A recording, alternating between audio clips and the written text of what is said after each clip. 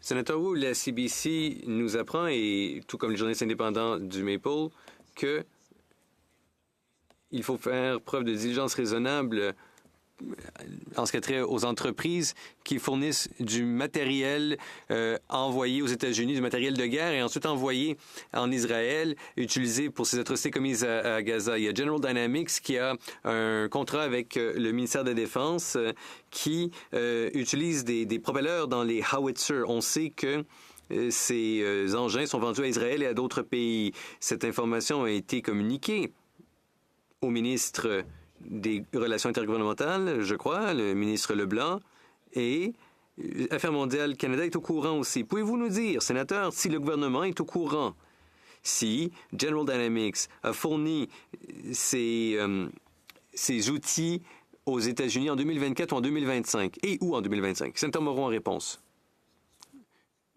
Comme vous, je lis les nouvelles, sénateur Wu. Hier, le ministre Leblanc était ici. Ça aurait été le bon temps pour lui poser la question.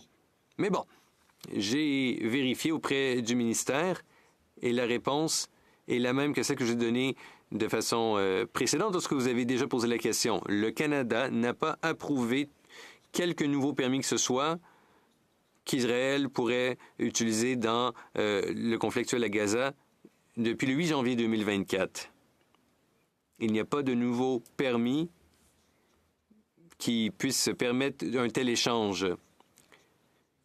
Sénateur Moreau, vous contournez la question parce que vous savez qu'il y a une exemption pour les importations vers les États-Unis. Je pose la question de nouveau et je vous demande une réponse précise. Si pas de vous, de la part du gouvernement, savez-vous si General Dynamics a vendu ces outils au département de guerre, au département de la défense des États-Unis et ensuite a été revendu à Israël en 2024-2025 en vertu de l'exemption permise par la loi canadienne?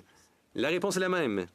En 2024, le Canada a suspendu environ 30 permis d'exportation pour des outils qui auraient pu être utilisés à Gaza par Israël, et tous les permis suspendus en 2024 sont restés suspendus en 2025. Et on me dit qu'il n'y a pas d'exportation de ce genre depuis le 8 janvier 2024.